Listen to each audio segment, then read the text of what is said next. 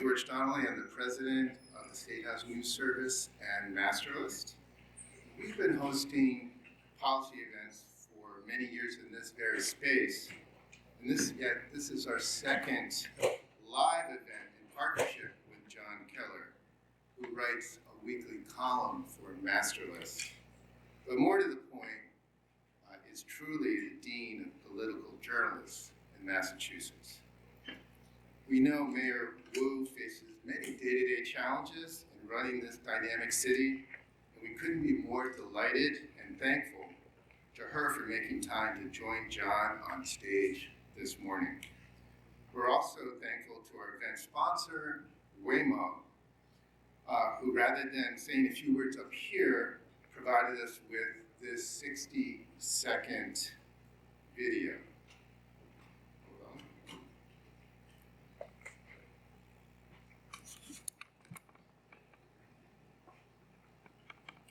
Here it goes.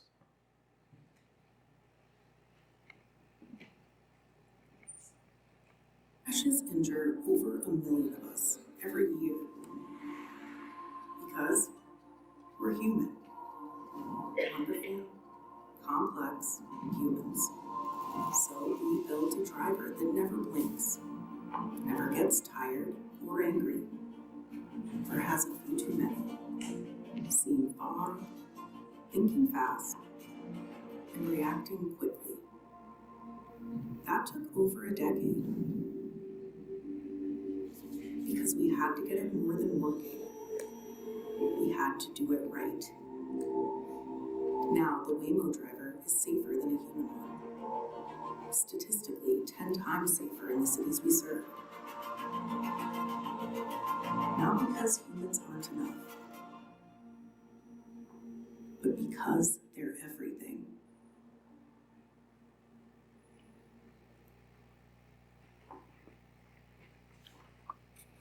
Now back to John Keller, who has been a force on local TV news, radio and print for over 30 years.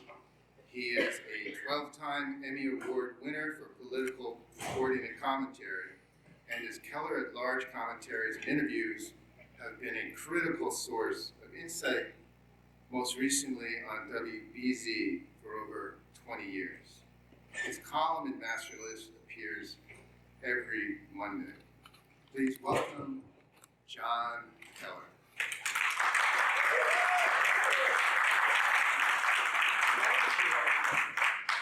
Thank you very much. Thank you everyone for coming.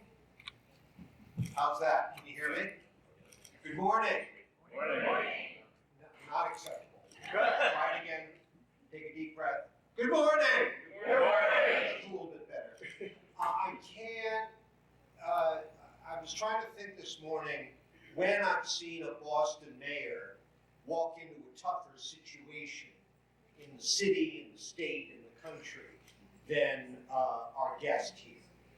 And I think you have to go back to Kevin White in the early days, the busing era, Prop 2.5, the Trigger Bill, all that stuff. If you don't know what that is, Google it. It should be an interesting read right around now. But she's there. She was overwhelmingly reelected last fall, and she's hanging in there big time. So let's find out a lot more about what's going on with the mayor and the city, and have a nice warm welcome for Mayor Michelle Wu. Come on up, Mayor.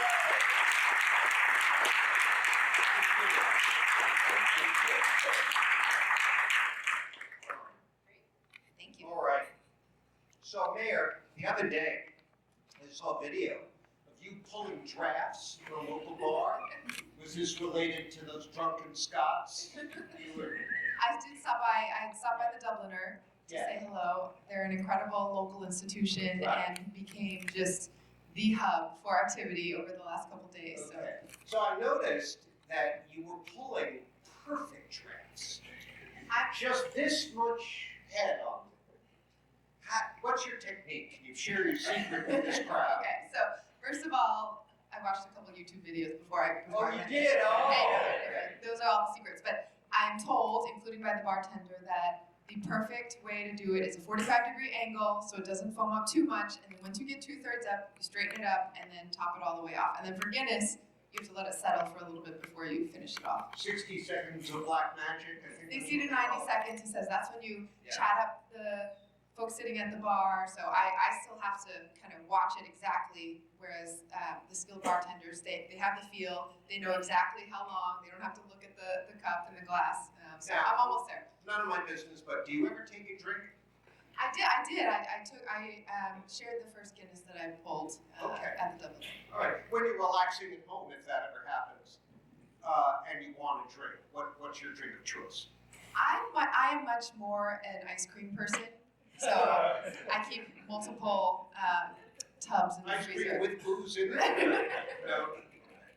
All right, now that the heavy lifting part of the interview is over, let's talk about some of the stuff that's in the news. I guess we got to start with what's sort of developing into a third rail of local politics here is Blue Hill Ave. The two city councilors, Culpepper and Morrell, proposed extending the orange line to Mattapan Square. Apparently, it's been reported that you prefer a plan that extends it to Rosendale Square. What's the truth and why the gap? Well, I think there's a little bit of nuance here in that, first of all, anytime we can talk about extending public transportation is a good thing. And if you actually go back, you can find some of the original maps that existed when the T was first laid out, and each line extends far longer than it ended up getting to in reality. And who knows exactly the obstructions that kind of stopped, whether it was political sentiment or cost or whatever. But originally there were plans, and the Orange Line, for example, was already supposed to continue down. There's already a right-of-way along the commuter rail line, so it actually would be pretty, relatively speaking, cost-effective to just continue the subway line along where the right-of-way already exists for the T versus having to find a new space to dig new rail up. And so that's, it's not my plan, that's a plan that's been studied and in the works and on the books to potentially look at for a very long time. This new proposal, as of a couple weeks ago, to think about digging a new subway line the other direction from the Orange Line. Again, all for any ideas about expanding public transit, taking down barriers, but the reality of digging a new subway line is many, many billions of dollars, likely decades away, and we have an opportunity now with state and federal funding actually allocated and designated in hand to make real improvements now. It's not an either or, it could be both and, but one is definitely much, much further away. Well, they argue, and you're right, this is all sort of speculative and off in the future, but the two councilors argue that the Black community has been chronically underserved by public transportation. Do you agree with that? Absolutely, absolutely, and that in fact that is the exact reason why Blue Hill Ave has been on the table multiple times as a priority, because originally there was public transportation down that route for local residents to be able to get to job centers, and then decades ago, urban renewal and a flight to the suburbs, that public transit was ripped out, and cars driving in from outside the city to pass by the neighborhoods were given priority. Do you consider the opposition to the bus lane on Blue Hill Avenue to be NIMBYism? No, I think our job in government is to take every bit of feedback and really understand not only the top line of what people are saying is I don't want this, but understand it as the second question, the third question, the fourth question in terms of what are you concerned about, what's not working now, and what are you worried about might happen with any of these options that could fix potentially what's happening now. And we get a bit of consensus around what's there now is not working, right? Blue Hill Ave is run down feeling, there's a lot of traffic, people are stuck on the bus, it's one of the most highly used public transit corridors anywhere. Buses take forever to get through, and there's enough space in the roadway to accommodate multiple uses more effectively. But what are people concerned about when they say, I don't want the change? They don't want years of construction that would put small businesses out of business. They don't want a sense of fear of maybe it would be harder to get to the bus stop and feel more dangerous. Maybe they don't want to make traffic worse for driving relative to the bus. And so all of those things are not an on or off switch that you only have all these things and all the negatives, or you have the current situation. There's a mix, and sorry, I'm getting to what I want to add that hasn't been in much of the reporting yet is that, in fact, the part of the process we're at now, right, following now 7 years in of a public process, 4 years of engagement about the general idea, now we're on the specific design. The federal funding and state funding is tied to transit improvements, which will only be fully realized with a center running lane. But the details of how that is implemented can make or break whether that's a good idea for the city or not. The latest version of the latest design that was released at the last public meeting has nearly double the number of stoplights being in the new Blue Hill Ave with center running lane versus what's there now. And that's entirely based on where the bus stops are located relative to intersections. We can't have a doubling of stoplights there. We can't have something that would just create a feeling that you can't drive through smoothly. And so now we're literally going block by block with local residents, with business owners to say, should the stop be in front of Mattapan Health Center or at the next intersection over, because you don't want to block in front of the health center? Should the crosswalk go all the way across these roadways? Should the left turn be prohibited here so that we can have a more effective pass through here? That's where we are, and there will be another public meeting to weigh the next version of the design, whether it makes sense. Should the people, I want to move on, but should the people you're engaging with on this understand that however long it takes, however much feedback they want to give, this project will happen? Is that your message to them? No, that I think what people should understand is that, especially now, but always, we should try to grab every bit of resources for our community that we can. And these federal and state dollars are tied to public transit improvements being a priority. We also have to make sure the design allows for the right flow for everyone else who uses the street, and that there's mitigation for small businesses during construction. If we get all of that figured out with the right balance, this will be a wonderful idea, a way to beautify and deliver immediate improvements. If somehow we can't get to that right design, then it's certainly not worth it to move forward with something that would worsen a situation for community members. But we're in that very specific process now of working through details. Well, this leads organically to another topic that I know you'd love to talk about, and that's bike lanes. I think that speak for yourself. When last thing we heard about this was that you had put a halt on new projects going forward with the system of bike lanes. There's also an issue of federal funds being at risk here. The pro-bike community, if you'll pardon the phrase, was pretty upset about this. This was a few months ago. Where do things stand now? Yeah. So again, where were we? Where are we going? What had happened, I think, broadly speaking, is I fully believe in, use, and think it's a critical part of being the most family-friendly city to have complete options for people how to get around Boston. That includes public transit, that includes cycling, that includes walking, that includes driving. All of those modes should be as effective and efficient as possible.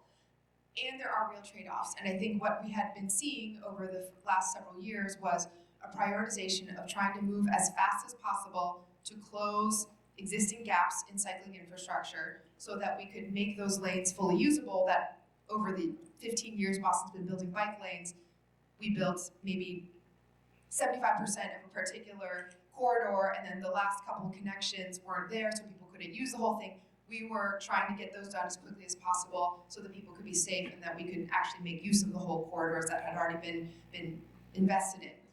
I think what ended up happening in several situations was more of a speed versus details and getting the details right balance. There are always trade-offs, and not everyone's going to be happy in any situation, and we need more bike lanes, we need more options for everyone, but we can't have a one-size-fits-all approach just to be able to move as fast as possible. So we did take the time to reflect on and really change some of our internal engagement practices so that there's now consistency across the board in how our streets team, our housing team, planning and development all engage with community. What are the checkpoints? How do we ensure there's actually real feedback that goes into presenting a design and then presenting a different one that takes into feedback versus saying, okay, we had a meeting, we checked the box, and now we're moving forward. So will we be seeing some of these projects resume? Yes, absolutely. Yeah, we've now gone through the entire inventory of existing projects.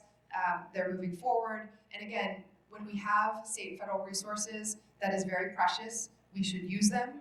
We should also never be doing something that we otherwise don't want to do only because there are federal dollars available. It should really follow the design and the overall planning of the department. So where it stands right now, we've updated the website with all the latest status of the existing projects.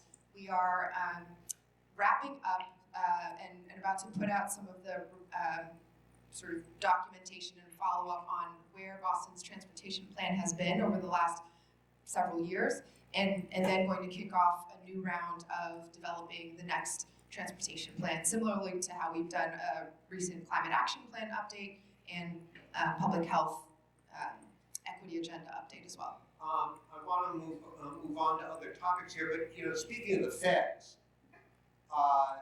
whatever happened to ICE? Weren't they going to swarm the city? And there was all sorts of speculation about involvement in connection with the World Cup. Has any of that materialized? If not, why not? What are you hearing? And it's not just a Boston issue. I was at the Ghana fan march yesterday with the mayor pro temp of Portland, Maine, who we were talking a little bit about ICE actions across the New England region as well, and it's still happening. I think, unfortunately, it took the horrors of the Twin Cities to maybe push for the federal administration to acknowledge how truly brutal and illegal some of the on-the-ground tactics were using. And so while we still are kind of in a embattled mode, really trying to protect our residents and communities still feeling a lot of fear and reporting instances that are happening and making sure people know their rights and are trained up and there are community members ready to watch and be in public spaces, we have seen a little bit of an easing off of the kind of all-out warfare, the sort of pride in that had really been their MO for a long time. It's not going to be better until this administration is out and that there are real policies and a new approach in place at the federal level. But I think the organizing, the community activism has made a real difference in calling out when the injustices are happening, that students have been grabbed, that longtime community members who have done nothing wrong are being demonized and villainized. And to this day, when the city of Boston has filed for Freedom of Information Act requests to demand basic information on who has been arrested and detained, for what reasons, where did they go, they've still been unable to produce any of that. Yeah, I obviously can't tell how many of the crowds of ethnic groups who've been coming out to the watch parties, rooting for their country. I can't tell how many are, have their green card or are citizens and how many don't. But is it your sense that people have felt a little better about coming out in public? I'm really proud that Boston's ethos has kind of broken through at the global level over the last several weeks. We did a ribbon cutting at Harvard's Enterprise Research Campus yesterday, and it's a beautiful campus, 25% affordable housing on site, the largest number we've ever reached in science and research and new anchor life sciences tenants. And they have this one sculpture there that is probably as tall as the ceiling. It's neon yellow and it's kind of branches down. So some people said it looked like lightning bolts, some people said it looked like roots or like, blood vessels. And all I thought when I looked at it was, there's no traffic cone on top of this one yet. There's been so much attention to the Tartan Army and Boston and how much joy all of the different teams and fans from around the world have had in our city. We've certainly, I think, shown the rest of the world who Boston is, and it's come at a time when people need to feel like there's an antidote to what's happening at the federal level in the United States. Boston has become the image and the symbol of that because we are a welcoming community all year round, not just when the World Cup is here. And that's really because of lots of efforts to put executive orders and laws in place, to have community efforts, to really ensure that we're defending our people, defending our values, and standing strong. Okay, so yesterday, the SJC shot down the rent control ballot question. What next? Are you going to continue to push this idea? I mean, the ballot initiative, I think, is not the idea of any single person. It certainly wasn't my idea to write the language how it was and to put it on the ballot.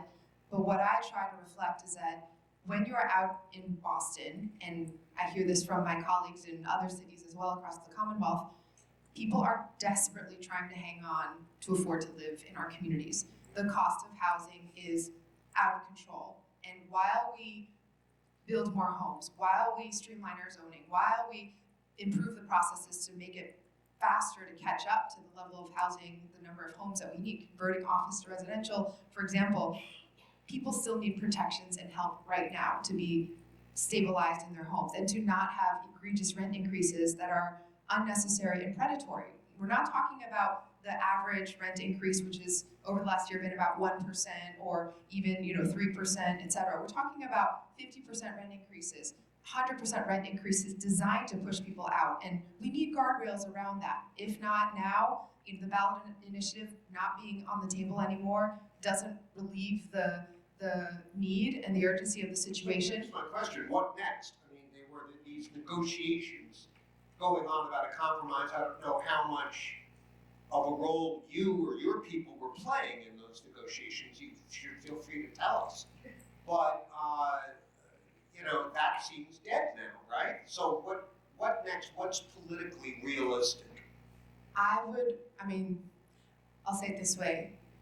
The need is out there for legislation statewide that allows for cities and towns to help community members remain community members. Maybe the urgency isn't there anymore for certain legislators or chambers at the state level.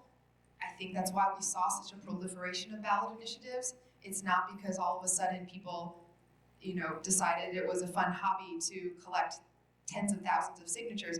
It's because the level of frustration about inaction at the state level, at the state house, has reached a boiling point. And when people feel like there's no other option because municipal laws that get sent up there, passed unanimously or by a supermajority of city councils across the state on the same issue, like transfer fee, get sent up with no action year after year after year. When you try for tenant protections, when you try for rent stabilization in a very balanced way, when you try for transfer fee, when you try for reforming different city agencies that need state sign off and nothing happens, you feel like there's no option left except to use the hammer of a ballot initiative. It is not at all ideal to legislate by ballot initiative. It ends up being one size fits all. It ends up being a very blunt instrument. Yeah. We need legislative fixes, and we can't have what we've been seeing, which is cities come to the table with solutions for real problems,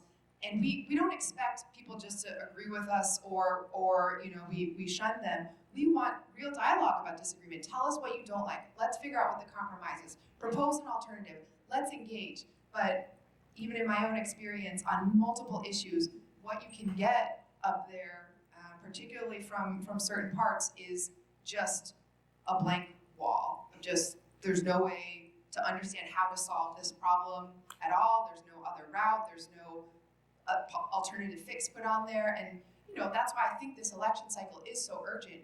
We need, especially in this moment, when the federal administration is attacking Boston, when AI and global forces are changing our economy and climate change is here, there's so many headwinds coming at us.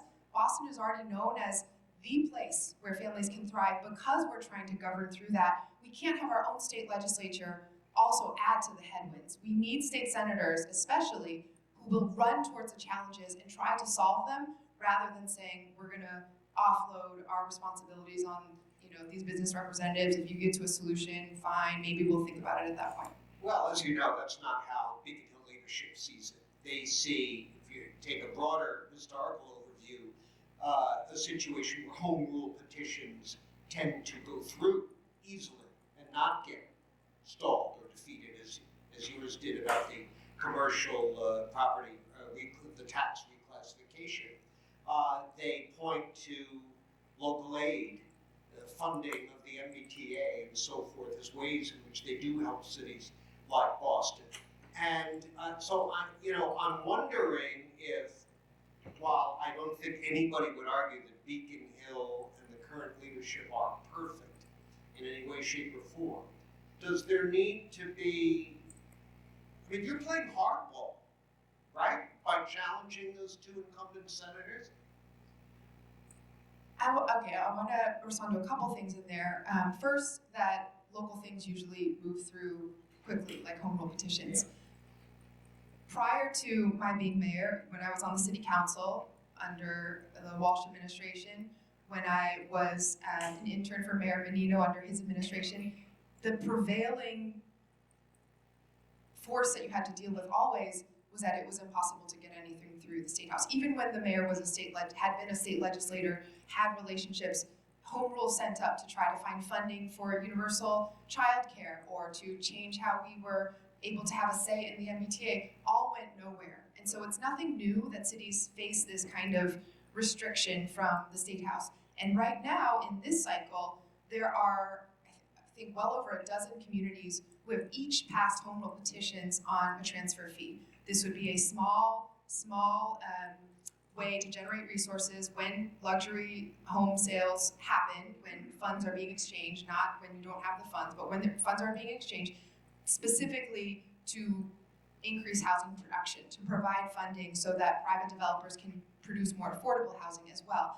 All of these are still stuck at the State House. And not only is it for Boston that we've passed the home rule petition now, I think this is our fourth try going up there, other communities similarly again and again and again. The House has advanced now all of the home rule petitions for transfer fee through the House. And we're seeing now Boston's has gotten stuck, again, with a very specific procedural move that was used on tax shift as well. And that is that when the House passes something, the Senate has to have the Senate clerk basically assent, quote unquote, assign it to the committee. And if they refuse to even assign it to a committee, then you can't even have a debate on it. You can't have a hearing. There's no way that anyone can have any kind of discussion on it if it isn't even assigned to committee. So Boston's is stuck, not even assigned to committee on the home rule, on the transfer fee home rule. Everyone else's has at least been assigned to committee. But our tax shift and transfer fee have been held like that. And our state senators have not been able to change that dynamic. If it had not been for Senator Collins and Senator Brownsberger, 2 years ago with our tax shift, the House had passed that provision twice. The City Council had passed it twice with overwhelming margins. The business community had signed off exactly how the senators had asked us to reach a compromise. And it was blocked on the floor with a procedural move to not even be able to get a vote on it. If that had been in place, over the last 2 years, Boston residents would have saved over $150 million in property taxes. Specific neighborhoods over the last year, I've been highlighting, South Boston would have saved just last year $8 million in property taxes. And this would have come at a small decrease in the tax break that our commercial owners were getting, but unnoticeable to them in terms of the margin. And this was really Watertown's transfer fee, tax shift ended up going through. And so there's not a lot of logic to the arguments about, we want consistency, we want rules. It's not enough to say checks and balances are, the be-all, end-all at a moment in time when we are fighting for our lives on the ground with our families and what people are going through. We need our state legislators, we need our state senators to help drive us forward, not put up more obstacles for us to overcome. Well, I don't recall the exact margin of the vote that killed the classification bill in the Senate, but it was overwhelming. It wasn't like... They did not take a vote on, they did not end up taking a vote on it. They ended up, they took a preliminary vote, as I recall. Nope.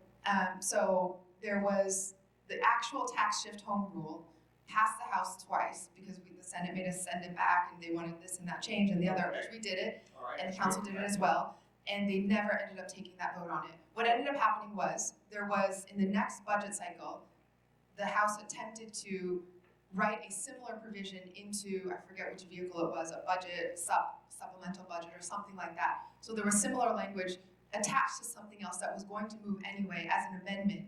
The House again tried that.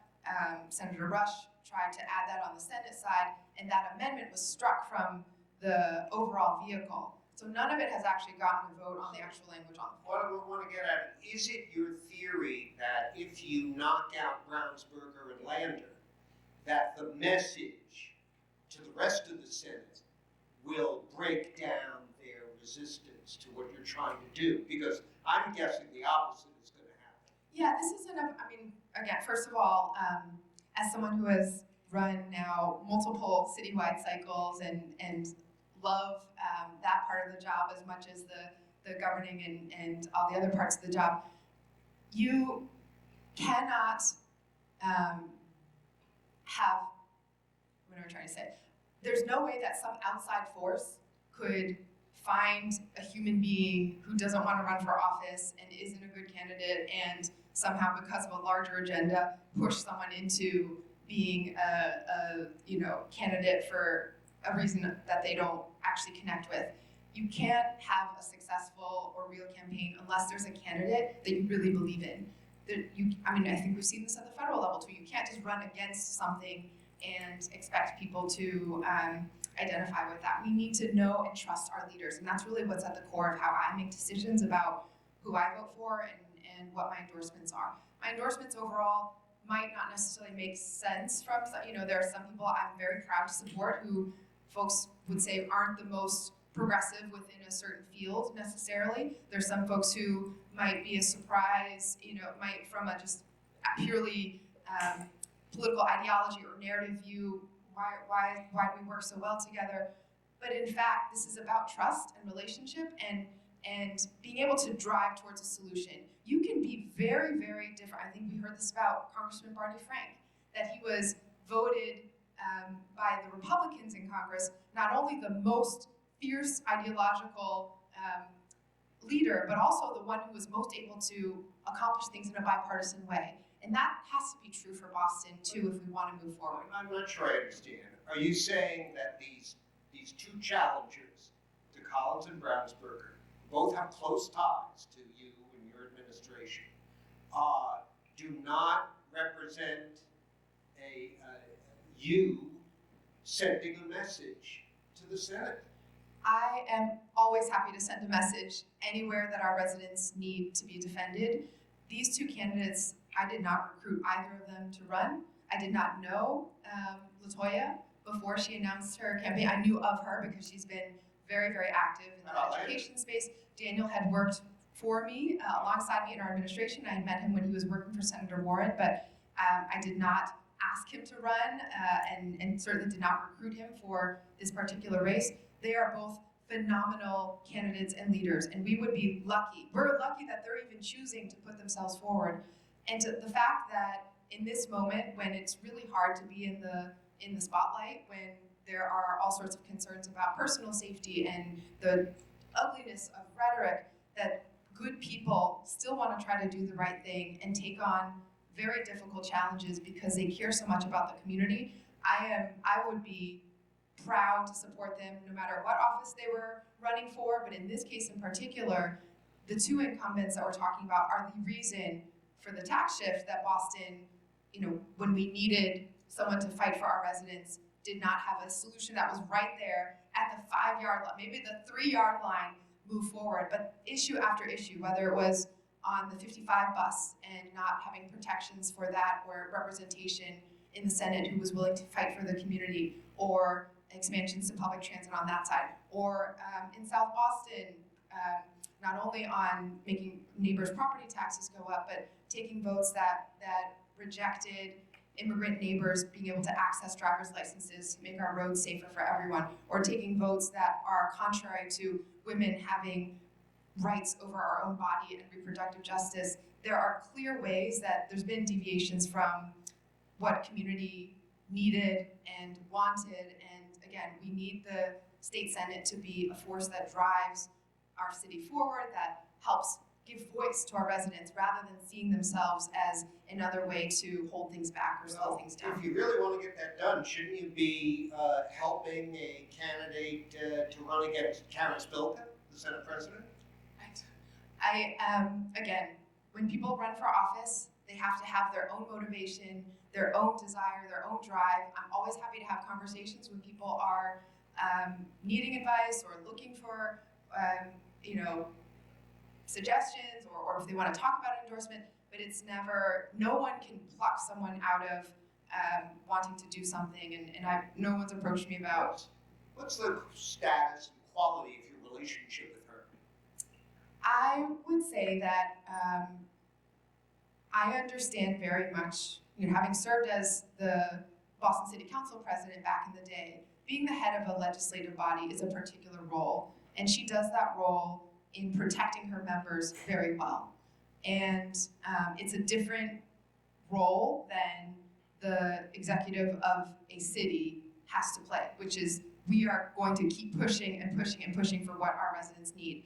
And it's not about worrying about protecting any individual elected officials. But that is your job. When you are not only a state senator, but you're elected to protect the rest of the body with varying views and this and that, you are going to be put in the position of trying to not allow votes to go on the floor if a different senator from way outside Boston thinks it might be difficult for their race, or if someone represents a lot of the business leaders who might have a smaller tax break and therefore they oppose this. You are having to make those decisions. And I would just say that, it's not the mayor of Boston's role to influence or try to choose legislative leadership. We want to try to get things done for Boston. And whoever's in whatever seats there, I am eager to find any way to talk about it. It seems like the relationship, with all due respect, it seems like the relationship is extremely frosty. I am always eager to try to have conversations, but I think at this point there is a particular job that the Senate feels they need to do in protecting their members, and there's a particular job that I feel I need to do in protecting Boston residents, and I hope at some point those two missions will actually be aligned and driving towards the same results so that we can actually start getting some things done. Are you endorsing Governor Healy for re-election? I certainly am. I've worked well with the governor. I am not at all going to be involved with the candidates who have come out of, on the Republican side, some of whom I've never met before. I'm not even sure that they've ever been in Boston except over a helicopter. But I have not been asked to endorse or get involved, and so I'm not jumping into something that I'm not needing to be involved in. Again, correct me if I'm wrong, I'm sure you will. It seems as if there's a little frost on that relationship. What's that all about? I wouldn't characterize our relationship as frosty by any means. I speak with the governor frequently. We've worked hand in hand on certainly the World Cup and other issues. And I leave it to every candidate to decide. Sometimes I'm a liability, and I understand that in terms of a political endorsement. So it's always up to each person whether they want to engage or not engage. What makes you think you're a liability? I don't represent every community in Massachusetts, and I'm going to fight for my community. And I think, 9 times out of 10, what Boston needs and what we are trying to do here actually helps drive the entire region and the state forward. We definitely feel that responsibility as the center city and as the hub of our regional economy throughout the New England region. But I am not in tune with the specific needs and positions and views of residents in other communities, and so it may not be helpful to have me involved when it's communities who don't know me, and I'm perfectly happy not getting involved in more races. One more thing on this, then we'll move on. Do you perceive an ideological difference between yourself and Governor Healy? I mean, she seems to be trying to find the center a lot. You're more sort of openly progressive in your policies. Is that a fair characterization? I think there are definite differences between how we approach issues. I'm not one to apply labels in general. I think for me it's much more about which problems are we trying to solve? Actually, even back up. are we trying to solve any problems at all? Which problems are we trying to solve, and how quickly are we trying to solve them? Those are kind of the distinguishing factors as we're thinking about different kinds of candidates and different approaches, particularly in Massachusetts, where red-blue isn't as much of the usual kind of half and half meaning that it might be in other places. And I think approaches in terms of how urgent we need local communities to have the ability to do what they need to do. Certainly I'm going to feel that differently than at the state level. How much we should be prioritizing tax breaks and incentives for certain sectors over real relief for local communities now. That is maybe a place where the state and different cities have different views. But overall, we both take tremendous pride in Boston and Massachusetts as being the best, hands down, on any area that you would be judging us. And I think we both know that there's a lot more to do. Let's go back to Blue Hill Avenue. Last Saturday, there was just a horrendous carjacking incident that was fatal. And it reminded a lot of people of the case involving Boston police officer Nick O'Malley, who was charged last March, or charged with manslaughter after he fatally shot a carjacker last March. The first manslaughter charge against a Boston police officer for an on-duty incident in 30 years. Did Kevin Hayden, the DA, do the right thing by charging O'Malley so quickly without the involvement of a grand jury? I've been in spaces where the district attorney has explained the process to community members so that everyone can understand. And although I'm not privy to how his office works and how they come to their specific decisions on what the factors are needed to charge for a certain level, what I do believe is that there should be, you should approach the justice system the same way for every single person who enters in it, whether you are a police officer or not, whether you are a known individual somehow or not, so he shared that in fact, even 24 hours before, or a day or two before that particular incident happened, there was another incident that had happened in Chelsea.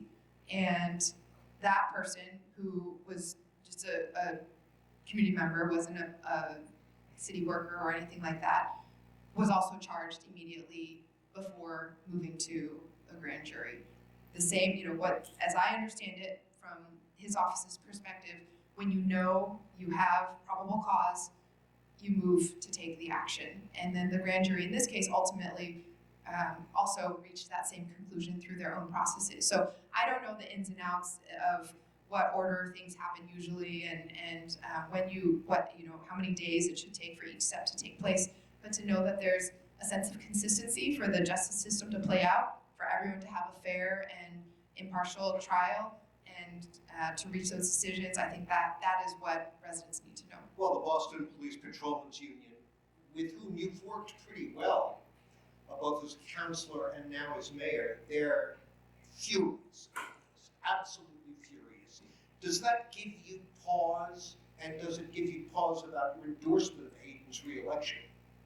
No, again, when I endorse someone, there's a sense of trust there, and especially when someone is running as an incumbent, that trust maybe means even more because I've worked with them already and seen how they've been in the office, and he's been a really important partner for the city. I think in this case, again, there are different roles to be played, and what the union, I think, is trying to communicate and reflect is that this is incredibly difficult for the police officer as well, and for his family. Anytime there's loss of life in the city of Boston, it is devastating, not only for community members, but for all of our city departments and including police officers who are doing that. And so everything, needs to proceed in this case as it would for anyone else, and to have everyone have a fair, unbiased opportunity to present their case. That is how our system should work. And when that system overall is under attack federally, Massachusetts has to continue to be the example of how we continue to hold up our democracy. Have you seen the body cam video? I have not. You haven't, okay. All right, let's move on. The owners of 148 State Street went into Suffolk Superior Court claiming that they and at least 60 other commercial taxpayers were punished by the city for appealing their tax assessments to the state appellate tax board. The city inflated the final assessed value of those commercial properties that had filed ATB appeals to match the property's higher assessed values from the prior fiscal year, the so-called add-back policy. And property record cards affected by this policy included notations such as ATB dispute. This is all in the recent judicial court ruling, Superior Court ruling. What's going on here? I know it's an ongoing case, but did something, what happened here, to the best of your understanding? Yeah, so there certainly is no sense of punishing someone for exercising their right to appeal valuation. That happens all the time. It's really a pretty standard practice in terms of when a property owner believes that the city has not reached the right level of their property value. They have various mechanisms to appeal it through the assessing department directly. How did they write ATB dispute on the cards? So this is a notation that was added just to reflect that. Okay, so let me back up and say, the process of getting to a property value is very technical and mechanical. There are certain things that happen. You look at if a building had any new construction, how many bathrooms there are, what percentage of the space is used for what kinds of uses, and then that comes to evaluation that then the state also, the DOR, Department of Revenue at the state level, has to sign off on. If there is a dispute, then there are multiple mechanisms to appeal that. And while it is being appealed and negotiated, sometimes they will negotiate with the department, the assessing department, we have more information, does this change anything? And if we still can't arrive at the value that the property owner and the city believes is fair, then they can appeal to the court as well. But in the meantime, while something is being appealed, you have to choose, they don't get to pay no taxes in that period. So there's, I think, a disagreement on what level of taxes or what valuation should hold while this dispute is being worked out. And in previous times, when often the valuation was going the other direction, you would never have an appeal, right? If property values are going up and the city somehow artificially holds your property value too low, you're not going to appeal that because you want to just pay the lower taxes 9 times out of, maybe 9.9 times out of 10. You could make it 10 out of 10. 10 out of 10. I don't know, there might be people with a high conscience, who knows? But at this point, when we see commercial values going the other direction, eventually it will get resolved and there would be a retroactive adjustment and anyway, but it's just about in this meantime, while it's getting hashed out in the court system, what should the level of taxation be? And the city was saying, we believe that our valuation should hold while this is being worked out, but they made a notation that this was a dispute so that when we're going through the files, we can still understand that that is not the final valuation. Well, it's no secret that there's been a lot of bad blood over this whole multi-year wrangle over commercial tax assessments and tax policies. The assessing department in particular took a lot of heat from various sources. Are you positive there was no shred of retribution involved in some of these decisions? Yeah, I mean, every city department, I think you don't sign up for these jobs unless you, one, are willing to take some kind of salary differential compared to what you could be easily making in the private sector, and you really care about the community and really just believe that this is a way to serve your larger neighborhood. The assessing department in particular is such a technical department. Many people who have been there for years, decades, and do this work in and day out, all throughout the year, and they've been under tremendous pressure. Members of the assessing department and our assessor have received death threats over the kind of coverage that the tax shift and all the back and forth has been under this current political environment, which is just completely unacceptable and really a sort of statement about where we are as a society when people in doing property valuations are subjected to that kind of politicization of their job as well. So I think there's an incredibly high standard of professionalism in that department, a lot of institutional knowledge there, and whether we should be holding a value that's in dispute at a lower value at the previous value or at the value the city believes is actually the right value, that is something that could be assessed and looked at. It ultimately gets corrected whenever the court reaches a judgment anyway, but that is sort of what drove that dispute. Mayor, has it ever gotten back to you that an employee or an ally decided they wanted to get even with somebody for criticism of you or the administration that they felt was excessive? Has it ever gotten back to you that they did that, or if someone did do that, what would you tell that employee?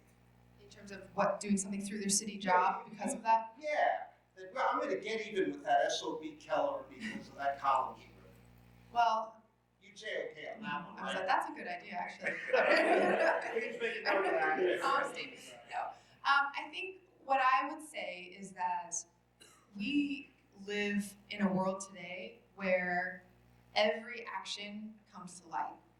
Every, for better or worse, the proliferation of social media and people's sort of expectation to know every single thing that is happening in every single space, even if it's not the final decision, that is sort of the mark of this generation, right? My kids won't, if they ask me a question and I say, I don't know, they don't stop there as I did when my parents told me they didn't know. They said, look it up, figure it out, if I search it up, they say. And so everything comes to light anyway. Not your texts, though. My texts are personal texts, they are not business, and wishing someone happy birthday or congratulations on, being written up for once in a positive way by John Keller, those are not conducting business. But what I would say is, at the city level and in Boston especially, it is a gift to have this level of hyper scrutiny. It shows that people pay attention because they care. Every angry message that we get, every interaction where someone comes up to me and there's a lot of emotion in that conversation, sometimes I have to take a breath myself, but it ultimately is because that person trusts enough in their city government to believe that if they make their voice known, if they make their opinion known, something could come of it that would help them and help their larger community. That is the most fundamental, precious resource we have in our democracy. It's what we're missing at the federal level, and it is our job to nurture that and nourish that in every way that we can. We just have a few minutes left, and I don't want to let the moment pass without including a question from a member of our audience. She writes, infrastructure is so important to the quality of life in the city. Many streets in Boston neighborhoods need complete paving, not just paving over potholes. I'm sure Mayor Pothole up there in heaven is laughing overhearing this now. What's your plan? Totally agreed. Potholes are really important.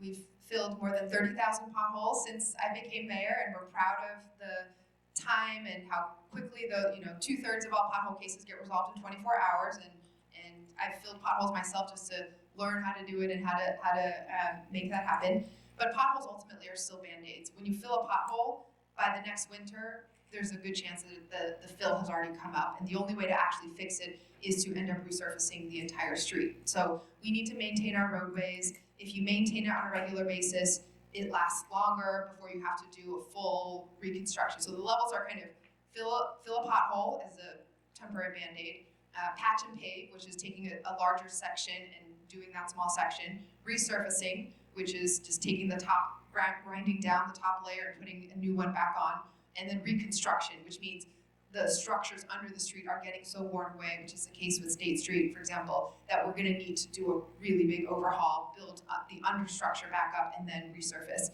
So with all of these, having the regular maintenance schedule is key. Last year we hit a watershed high for the city where we repaved, resurfaced 50 miles of roadway, There are 800 miles of roadway overall in Boston, and so we kind of need to be rotating through. A roadway probably needs to be redone. I don't know how many public works folks in the room, but I would say every 20 years or 15 years or so.